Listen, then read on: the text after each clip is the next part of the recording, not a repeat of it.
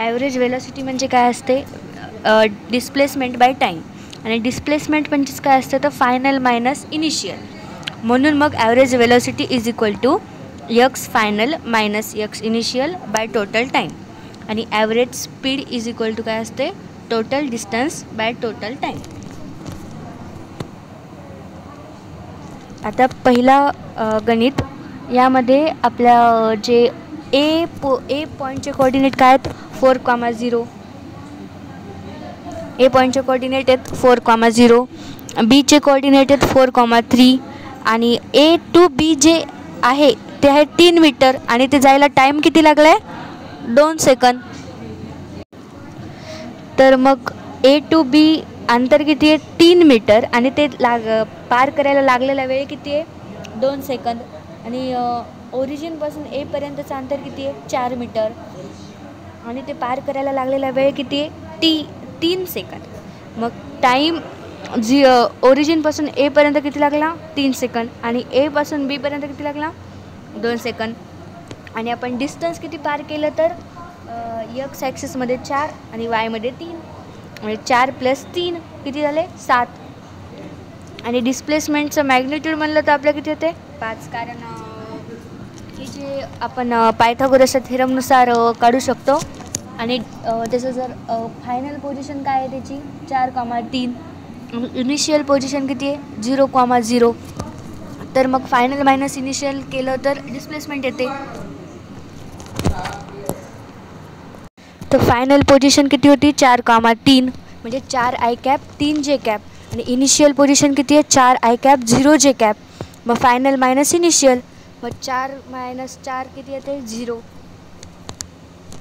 Sorry, initial position होती ओरिजिनपासून मोजायची असते ना, ए टू बी वाला नाही आपल्याला डिस्प्लेसमेंट विचारलं, 0पासून बघायचं ना. मग 4,3 ही फायनल पोझिशन, 0,0 हे इनिशियल पोझिशन. मग 4 i कॅप म्हणजे त्याचं जे डिस्प्लेसमेंट येते ते किती येते 4 i कॅप + 3 j कॅप. आता आपल्याला डिस्टन्स मिळाले, डिस्प्लेसमेंट पण मिळाले आणि टाईम पण माहिती आहे. तर मग आपण ॲव्हरेज स्पीड आणि ॲव्हरेज वेलोसिटी काढू शकतो. तर मग ॲव्हरेज स्पीड काय असते डिस्टन्स बाय टाईम. डिस्टन्स किती आहे 7 आणि टाईम टोटल टाईम असते ना खाली. तर मग 3 + 2 किती म्हणजे 3 टाईम आपला काय होता 0पासून एपर्यंत जायचा. आणि 2 सेकंद काय एपासून बीपर्यंत जायसाठी लागलेला वेळ.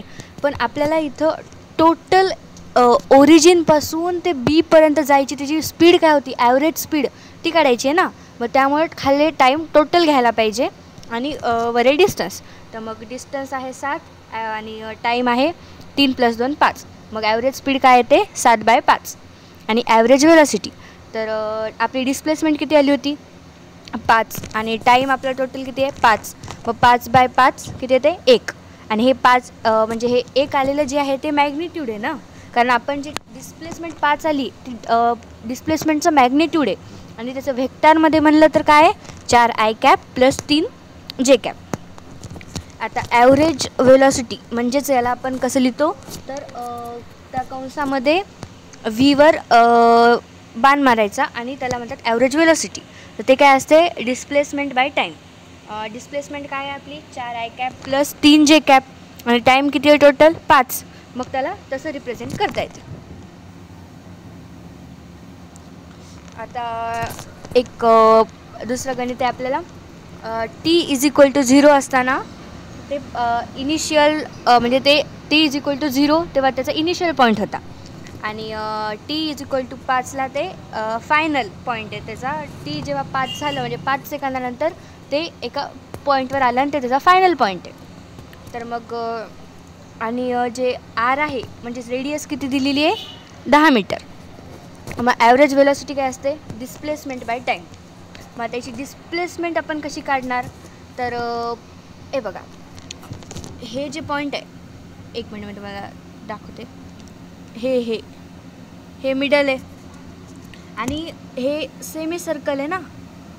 सेमी सर्कल आहे आणि आर दिलेलं आहे आपल्याला. आर म्हणजे काय असते रेडियस म्हणजे इथून इतकं अंतर आपल्याला माहिती आहे. आणि तेच आणि हे सर्कल सेमी सर्कल असल्यामुळे हे अंतर पण माहिती आहे. मग हे आर आहे आणि हे पण आर आहे. मग आर आणि आर किती झालं 2 आर आणि 2 आर बाय आणि टाईम किती लागला आपल्याला माहिती आहे. फायनल टाईम होता 5 आणि इनिशियल पॉईंट होता 0. मग टोटल टाईम किती लागला 5. मग 2 आर बाय 5 आणि आरची व्हॅल्यू आपल्याला दिलेली आहे किती आहे 10. मग 2 गुणिले 10 भागिले 5 याला सॉल्व केलं तर आन्सर किती येते 4. मग हे किती 4 काय आली आपली ॲव्हरेज वेलोसिटी. म्हणजे या पॉईंटपासून या पॉईंटपर्यंत जाताना त्याची ॲव्हरेज वेलोसिटी किती होती त्या पार्टिकलची 4 होती. आता ॲव्हरेज स्पीड म्हणजे काय असते डिस्टन्स बाय टाईम. डिस्टन्स जेव्हा कोणती वस्तू सर्कलमध्ये फिरते तर तिचा डिस्टन्स काय असते तिचं सर्कम्फरन्स.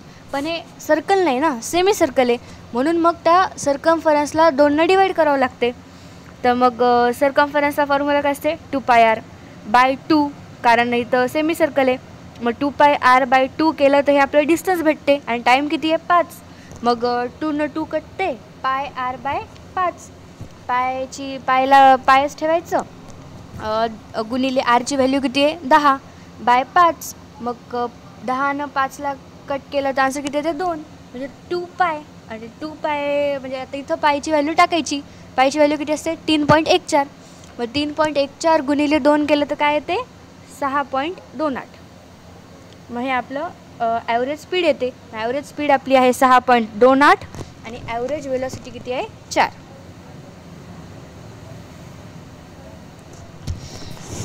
क्वेश्चन आहे आता a man start moving from origin and travel 10 metre towards east. म्हणजे एक माणूस आहे त्यानं ओरिजिनपासून ओरिजिनपासून सुरू केलं ट्रॅव्हल करायला आणि 10 मीटर ईस्टच्या डायरेक्शनमध्ये गेलं. And turn left and move 20 metre towards north.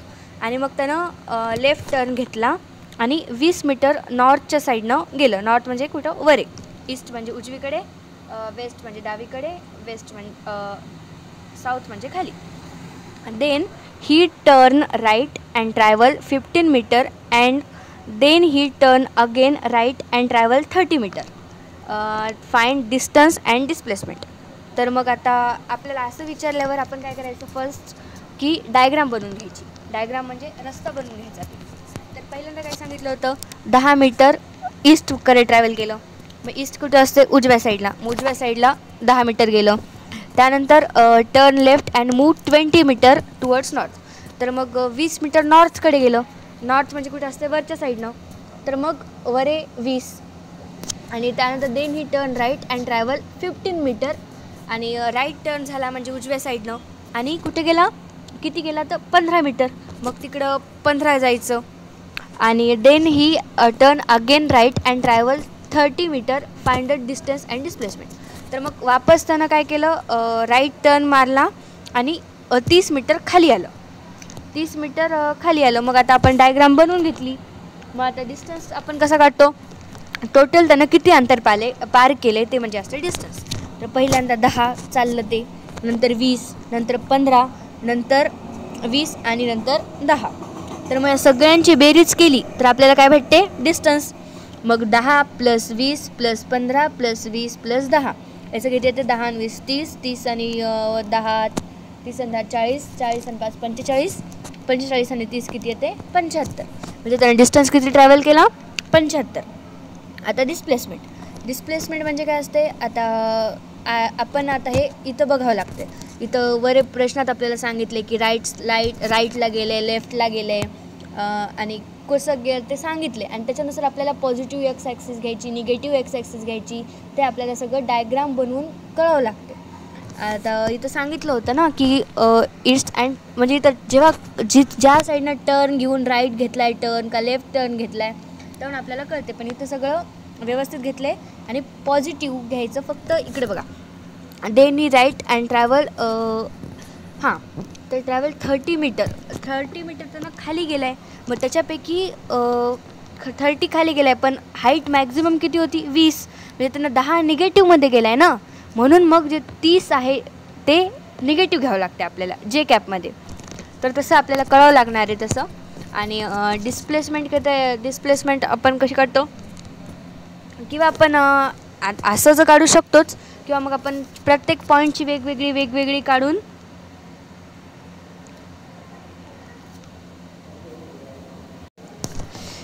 तर मग आधी डायग्राम काढून घ्यायची आणि मग त्याच्यानुसार आपल्याला समजते की पुढं आपण कसं करायचं आणि आपली डायग्राम आली तर नंतर सोपं जाणार आहे.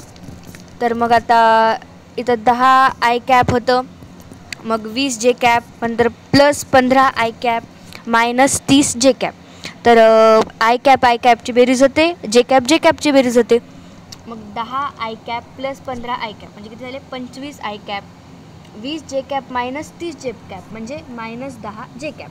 मग डिस्प्लेसमेंट आपली किती आली 25 आय कॅप मायनस 10 जे कॅप.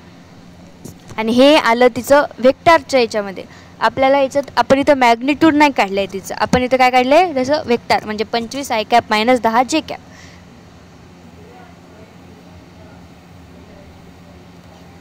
आता जे आधीचा आपण आता सॉल्व केलेला जे क्वेश्चन आहे त्याच क्वेश्चनमध्ये आपण असं म्हणलं की त्यानं if in last question if man took a lift at last and travel 20 metre distance upward by lift in air. मग तेव्हा आपल्याला डिस्टन्स आणि डिस्प्लेसमेंट विचारला. म्हणजे जे की आधीच्या गणितामध्ये सांगितलं होतं, या इथं जे पॉईंट आहे या पॉईंटपासून त्यानं हवेत गेला, हवेत उचलला वरच्या साईडनं, तर तेव्हा डिस्टन्स काय होईल, तर डिस्टन्समध्ये काय ते ॲड होणार 20, पण डिस्प्लेसमेंटमध्ये तसं नाही होणार ना. डायरेक्ट डिस्टन्स काढायचं आहे. डिस्टन्समध्ये आपण काय करतो, जेवढं अंतर पार केलं तर सगळ्यांची बेरीज. मग आता आधीचं डिस्टन्स किती होतं 75, त्यामध्ये पुन्हा 20 ॲड करायचं. तर पहिलं आपल्याला किती आलं होतं 75 आणि अजून आपण अंतर किती पार केलं त्या आपण म्हणजे त्या माणसानं किती केलं 20 मीटर. मग ते आपल्याला त्याच्यात ॲड करावं लागणार आहे डायरेक्ट. मग 25 म्हणजे 75 प्लस 20 किती आहे ते 95. आणि डिस्प्लेसमेंटमध्ये आता हे झेड ॲक्सिसमध्ये जाणार, कारण ते असं क्रॉस गेलं ना बघा ना, कारण अपवर्ड पण गेले म्हणजे वरच्या साईडनं गेले, म्हणजे असं तिरकस गेले आणि ते झेड ॲक्सिसमध्ये जाते. मग 25 आय कॅप मायनस 10 जे कॅप प्लस 20 के कॅप.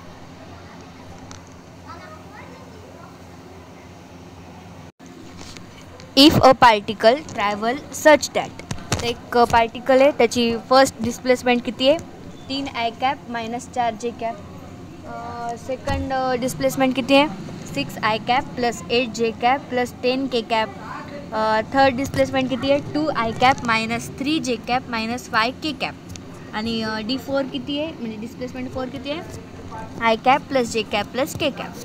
तर मग नेट डिस्प्लेसमेंट आपण काय म्हणणार त्या पार्टिकलची, तर ती किती येते जे आहेत आपल्या चारही डिस्प्लेसमेंट त्या सगळ्यांची बेरीज करायची. म्हणजे displacement 1 plus displacement 2 plus displacement 3 plus 4. आणि या सगळ्यांची बेरीज केली आपण तर मग 3 आय कॅप प्लस 6 जे आय कॅप किती येते 9, 9 प्लस 2 किती 11, 11 आणि 12 आय कॅप मायनस 4 जे कॅप प्लस 8 जे कॅप. इथं किती झाले 4 जे कॅप, 4 जे कॅप मायनस 3 जे कॅप किती 1 जे कॅप, 1 जे कॅप आणि अजून 1 जे कॅप किती झाले 2 जे कॅप. आणि पहिल्यामध्ये तर के कॅप तर नाहीच आहे, मग दुसऱ्यामध्ये बघायचं 10 के कॅप मायनस 5 के कॅप किती आलं 5 के कॅप प्लस अजून 1 के कॅप किती झाले 6 के कॅप. आपली नेट डिस्प्लेसमेंट किती आली 12 आय कॅप प्लस 2 जे कॅप प्लस 6 के कॅप. आता आपल्याला अजून खाली पुढे एक क्वेश्चन दिला आहे. A man start motion from origin and travel 10 meter along east and then he turn 37 degree north east and move 10 meter and then he traveled 20 root 2 meter along northeast. Find displacement. तर मग आता आपल्याला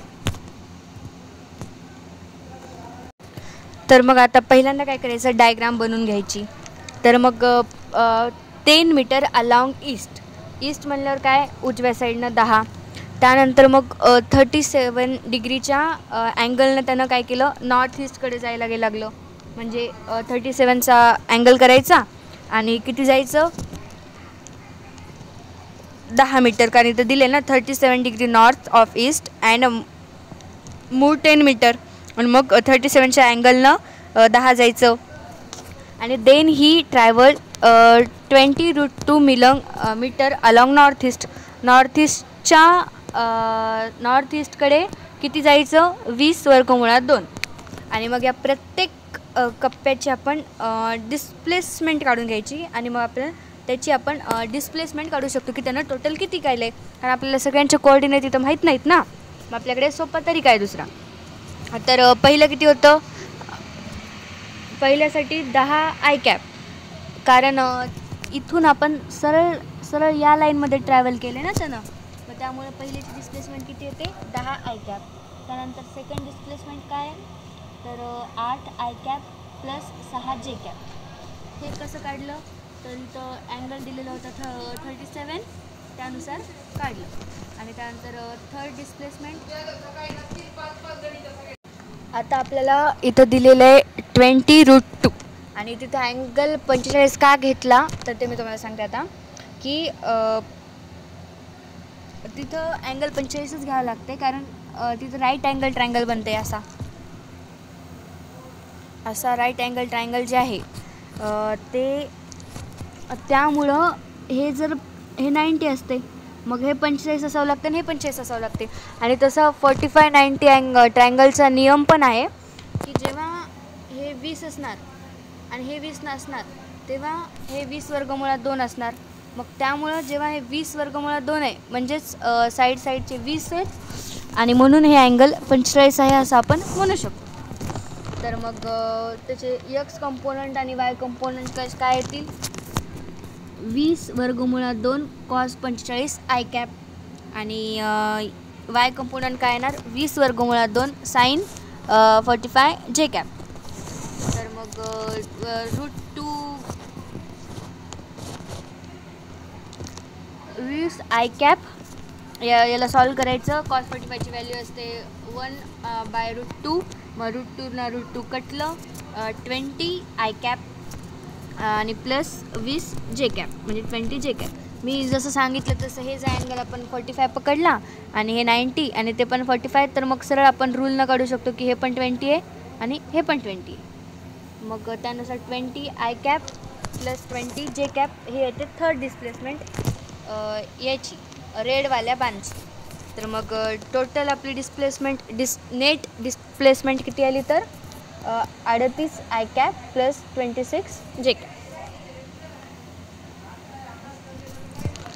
A cart start moving from origin along east direction if it travel with velocity 50 km/h for 1 hour and with 60 km/h for next 2 hours. Find average velocity. तर आपल्याला या क्वेश्चनमध्ये average velocity विचारली आहे. Average velocity म्हणजे काय असते डिस्प्लेसमेंट बाय टाईम. डिस्प्लेसमेंट म्हणजेच x final minus x initial. तर मग आता आपण आधी डायग्राम काढून घ्यायची. तर पहिल्यांदा ते 50 किलोमीटर गेलं ईस्टनं आणि नंतर 60 किलोमीटर गेलं त्याच डायरेक्शनमध्ये आणि तेव्हा टोटल टाईम किती होता 3 आवर आणि सरळ स्ट्रेट लाईनमध्ये गेले. तर त्यामुळे आपल्याला जास्त काही झंझट करावं लागणार नाही. डायरेक्ट आपल्याला मग कळणार आहे की जे डिस्प्लेसमेंट किती झालं त्याचं तर 170, कारण सरळ रेषेत गेल्या म्हणल्यावर आपण डायरेक्ट ॲडिशन करू शकतो ना 50 + 120ची किती येते 170. आणि टाईम किती झाला आपला 3 घंटे. आणि हे युनिट बघा इथं किलोमीटर पण आहे, इथंच किलोमीटर आहे, तिथं घंटा आहे म्हणजे km/h. मग आपल्याला युनिट चेंज करायची पण गरज नाही. मग 170/3 = किती येते 56.6 km/h. हे ऑप्शन नंबर कितीमध्ये आहे 3मध्ये. आणि जरी आपल्याला इथं ॲव्हरेज स्पीड जरी विचारली असती तरी पण सेमच आली असती, कारण डिस्टन्स आणि डिस्प्लेसमेंट इथं सेम आहे, कारण हे का स्ट्रेट लाईनमध्ये चाललं आहे आणि टाईम तर दोघांसाठी पण सेमच आहे. Next, if a car travel in east direction, if car move with velocity v1 for time t1 and then it travel with speed v2 for time t2, find average velocity किंवा speed. तर मग जेव्हा कारची velocity v1 होती आणि time T1 होता, तर तेव्हा त्याची डिस्टन्स म्हणजे तेव्हा त्याचं डिस्टन्स काय असणार v1 t1. आणि जेव्हा टाईम T2 होता आणि वेलोसिटी v2 होती, तेव्हा डिस्टन्स काय असणार v2 t2. मग जे v1 t1 होता त्याचा डिस्टन्स जे आहे ते आपण x1 पकडायचा आणि v2 t2ला आपण x2 पकडू शकतो. ॲव्हरेज स्पीड काय असते डिस्टन्स बाय टोटल टाईम. मग डिस्टन्स आपला काय होता x1 plus x2 bye t1 plus t2. x1लाच आपण काय म्हणलं होतं u1 t1 plus v2 t2 bye t1 plus t2. कारण डिस्टन्स इज इक्वल टू काय असते स्पीड गुणिले टाईम.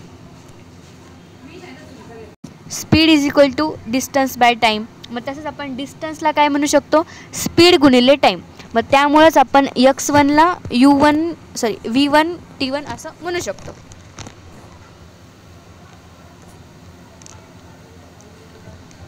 आता गणित आहे.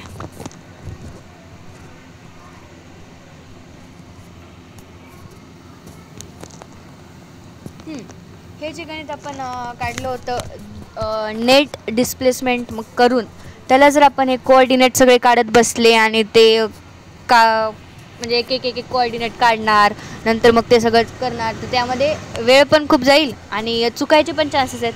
तर त्यामुळे ती एक प्रोसेस आहे जी की सोपी आहे, आन्सर पण चुकायचे चान्सेस कमी आहेत, म्हणून मग ती यूज करायची. A particle travel on x axis such that it's x/t graph is given. तर मग आपल्याला x/t ग्राफ दिलेला आहे.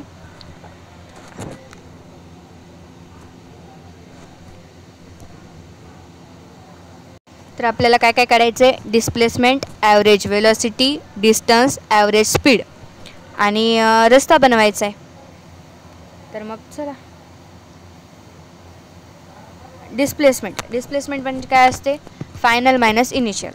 फायनल पोझिशन किती आहे 6 आणि इनिशियल किती आहे 10. तर 6 - 10 किती येते -4 आय कॅप. आय कॅप का कारण इथं बघा ना हे जी आहे ही त्याची फायनल आहे आणि ही इनिशियल आहे.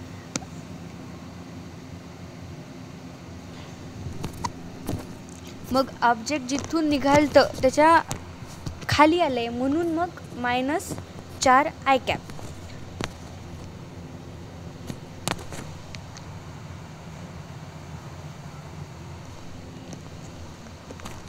कारण आपली पोझिशन जी आहे ती वाय ॲक्सिसवर आहे आणि वायसाठी आपण काय वापरतो आय कॅप.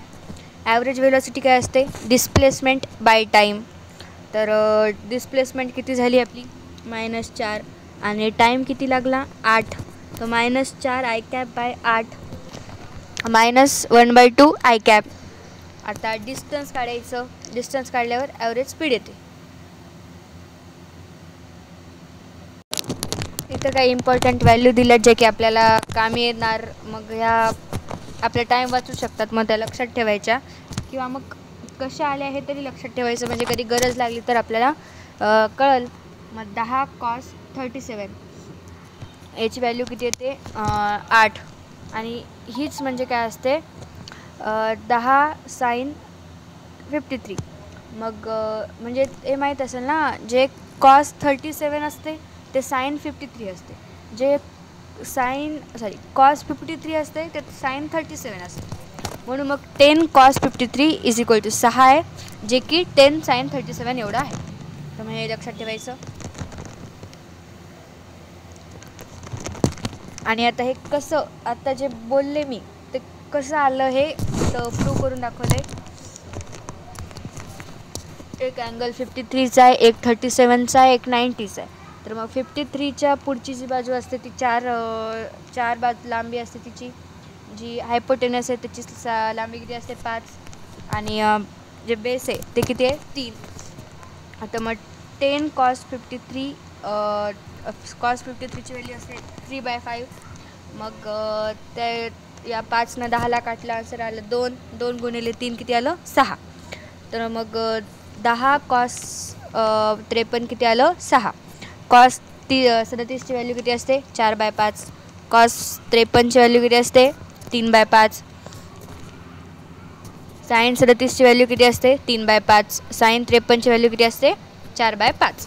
मग जसं आपण थिटा वाढवणार तसं साईन थिटाची व्हॅल्यू पण वाढणार. म्हणजे आपण थिटा वाढवला म्हणजे कसं साईन 37चं आपण काय केलं साईन 53. 37चं 53 केलं ना म्हणजे थिटा वाढवला तर मग साईन थिटाची व्हॅल्यू जी आहे ती पण वाढणार. म्हणजे 3/4ची 3/5ची किती झाली 4/5.